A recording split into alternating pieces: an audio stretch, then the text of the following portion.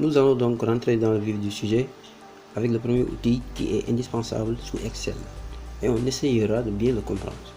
C'est l'outil de duplication. Alors cet outil, c'est l'outil qui se trouve lorsque vous avez sélectionné une cellule. Donc pour sélectionner une cellule, il suffit d'avoir une croix blanche comme je l'ai à l'écran. Ici de chiffrer sur une cellule. Excusez-moi, de cliquer sur une cellule en plein milieu pour sélectionner la cellule. Vous avez donc en bas à droite de la sélection, ici, un petit carré noir qui est l'outil de duplication. C'est extrêmement important cet outil de duplication. Mais avant, il faut comprendre une chose. Sous Excel, nous avons donc des colonnes puis des lignes. L'intersection entre une colonne et une ligne nous donne une cellule. Ces cellules portent le nom de la colonne puis le nom de la ligne. Exemple, cette première cellule s'appelle A1. On va énormément se servir bien entendu de ces noms de cellules. Ça va être des références plus tard dans nos calculs et dans nos formules, d'où l'intérêt et l'importance de l'outil de duplication. On va voir ça ensemble à travers une liste d'exemples qui va nous permettre de prendre en main cet outil de duplication. On va commencer par simplement insérer une lettre, la lettre A, dans la cellule A1. Je vais ensuite aller avec ma souris sur la petite carré noir qui se trouve ici en bas à droite. Mon curseur de souris change et je passe à une croix noire. Quand je clique et que je glisse vers le bas, j'obtiens une liste de A. En fait, j'ai dupliqué tout simplement. J'ai fait une copie de cette lettre A vers le bas. Maintenant, faisons la même chose avec un chiffre. Je rentre le chiffre 1 et déjà on peut s'apercevoir que le chiffre s'aligne à droite alors que la lettre s'aligne à gauche. Ça, c'est un point important. Je vais utiliser l'outil de duplication, mais là, cette fois, je viens de double-cliquer sur l'outil. Cela va me permettre de dupliquer sur la même séquence que la colonne qui était juste avant. Et donc, je vais obtenir une liste de 1, rien d'étonnant. Maintenant, là où ça commence à devenir très important, c'est lorsque je mets une lettre puis un chiffre. Exemple, le nom d'une cellule A1. Quand je duplique vers le bas, je vais obtenir ici quelque chose de très intéressant. Il va me trouver de lui-même quel est le nom de la cellule suivante.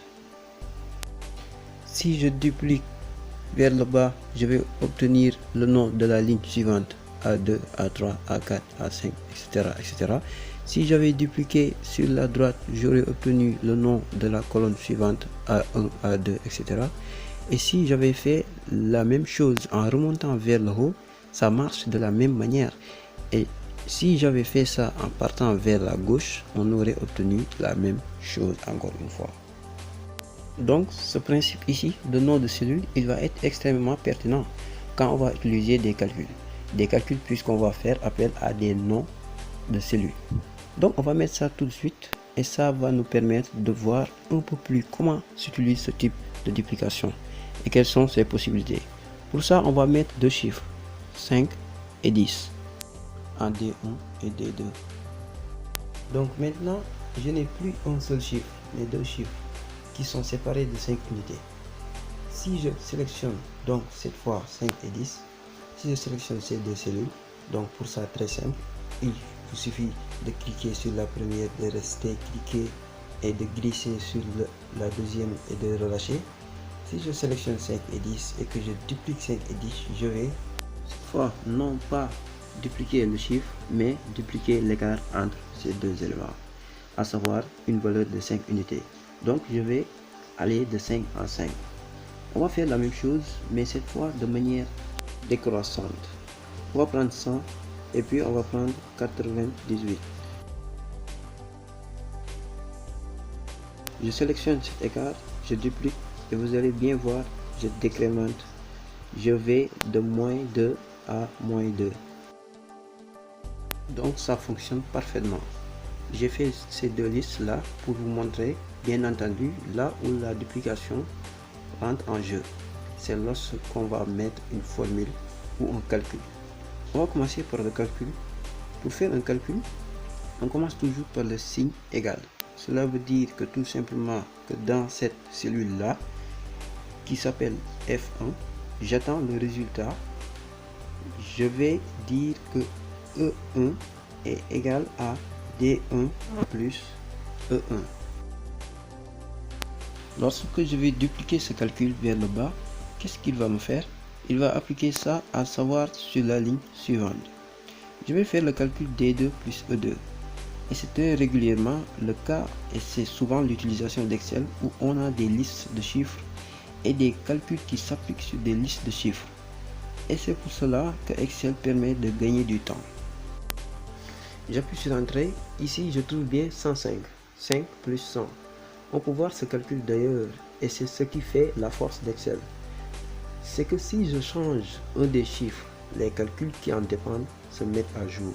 Et donc, si je double-clique, si je duplique cet élément vers le bas ou cliquer glisser selon les cas, j'obtiens bien en effet, comme vous pouvez le voir ici, dans la seconde cellule, égale D2 plus E2, cellule suivante égale D3 plus E3, etc. etc. Extrêmement intéressant. Maintenant, si je souhaite faire référence à une cellule qui va être comme ceci, entre guillemets relative, c'est-à-dire qu'elle va, lorsque je vais la dupliquer, faire référence à la cellule suivante. Donc celle-ci faisait référence à ici, ici par ici et ici par ici. La position est relative. Par contre, si je veux faire référence à une position absolue, je vais donner un exemple. Égal. Ce que je veux, c'est que j'ajoute ça plus obligatoirement la cellule E1 et uniquement la cellule E1. Pour l'instant, si je fais ça et que je duplique vers le bas, obligatoirement j'obtiens ici F2 plus E2, puis F3 plus E3. Ce qui ne va pas puisque là je veux uniquement cette cellule en relative et cette cellule en absolu.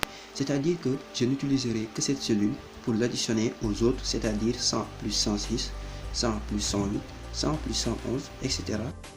Et pour ça, je dois avoir une touche du clavier extrêmement importante. Je vais passer mon curseur ici dans le calcul sur E1 et je vais appuyer sur la touche F4. Il va rajouter deux symboles extrêmement importants, le dollar. Le dollar devant le E et le dollar devant le 1. Le dollar devant le E, ça veut dire que quand je duplique ma cellule vers la gauche, ma colonne ne bougera pas puisqu'elle est bloquée par le dollar. Si je duplique vers le bas ici, le 1 ne bougera pas puisque bloqué par le dollar. C'est ce qu'on appelle une référence absolue à une cellule. J'appuie sur Entrée, je duplique. On peut voir que mes résultats ont changé. À présent, si je vais sur la deuxième cellule, je fais bien F2 plus E1, puis F3 plus E1, etc. etc. Ça, c'est extrêmement utilisé, bien entendu, pour le calcul de pourcentage. On verra ça plus tard. On va un peu plus loin avec cet outil de duplication. Si je tape maintenant un jour de la semaine, je duplique vers le bas, j'obtiens le jour de la semaine suivante. Extrêmement pratique. Pourquoi il a fait ça?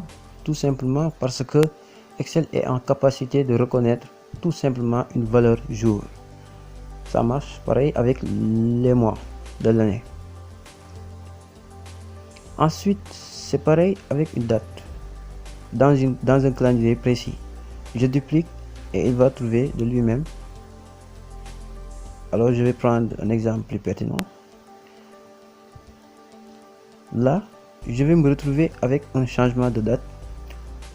On va passer du 31/12 au 1er janvier 2013. Donc, tout fonctionne parfaitement avec le calendrier. Entre parenthèses, les dates se tapent toujours de cette manière. Jour / mois / année. Si vous êtes sur une version anglaise, bien entendu, ça sera différent. Ça sera mois, jour, année, puisque c'est comme ça qu'on formate une date en anglais. Entre parenthèses, on peut voir que ces formats date nous permettent de l'écrire de plusieurs manières. Soit en date courte, soit en date longue. Date courte, date longue. Ensuite, on peut faire la même chose avec les heures. Il suffit d'écrire comme sur heure de réveil, par exemple 8 heures. Je duplique vers le bas. Il reconnaît que c'est une heure et il va lui-même faire ici 2 en heure. Quand on arrive à minuit, il va reconnaître 0 heure, puis 1 heure, puis 2, puis etc. etc. Maintenant, c'est comment aller de demi-heure en demi-heure. Eh bien, c'est très simple. Il suffit d'utiliser le principe qu'on avait vu ici avec la duplication d'écart. Il suffit de créer un écart entre deux horaires et je vais de demi-heure à demi-heure. Je sélectionne bien entendu avant tout l'écart, donc 8h, 8h30. Je sélectionne les deux, je duplique et j'ai ici mon écart de demi-heure en demi-heure. Ça fonctionne bien entendu avec les dates. Si je mets par exemple le 10e mois 2017 et que je mets le 17 10e mois 2007, c'est-à-dire que je fais un écart d'une semaine, je sélectionne l'écart, je duplique et je vais aller de 7 jours en 7 jours sur un calendrier. Dernière chose, j'ai la possibilité de dupliquer de la mise en forme. Je fais un exemple sur cette cellule N. Je vais appliquer la couleur bleue puis la couleur rouge. Je sélectionne les deux couleurs, je duplique vers le bas et j'obtiens en effet, comme vous pouvez le voir, une alternance de plusieurs couleurs. Donc la couleur, la mise en forme, en général se duplique. À savoir que ça va être une problématique puisque si j'avais eu un chiffre et j'avais dupliqué, il m'aurait aussi dupliqué le chiffre à l'intérieur. Vous pouvez à tout moment décider à chaque fois que vous faites une duplication par l'élément qui se trouve tout à fait en bas de choisir quelle duplication vous souhaitez. Soit ne recopier que la mise en forme, dans ce cas là vous dupliquez que la mise en forme, soit ne recopier que les valeurs et cette fois ça ne dupliquera que les valeurs. Voilà, c'est un point important que l'on utilisera régulièrement pour savoir qu'est-ce que l'on souhaite donc dupliquer lorsque l'on utilise l'outil duplication. Voilà, j'espère vous avoir bien expliqué l'outil de duplication parce qu'il est essentiel. C'est celui qui permet de gagner vraiment du temps sur ce logiciel là. C'est en ça que Excel est extrêmement intéressant, qui permet d'automatiser vraiment des calculs sur un grand nombre de chiffres. Voilà, j'espère que ça vous aura que vous aurez bien ça en tête, puisque c'est vraiment les bases de l'utilisation d'Excel. Pour moi, c'est vraiment la partie essentielle si on veut vraiment utiliser Excel correctement. Voilà. Je vous propose d'entamer dans la vidéo suivante l'exemple que je vous ai donné, qui est la création d'un tableau de bord où on va réutiliser l'outil duplication et on va développer bien entendu plein de nouvelles compétences.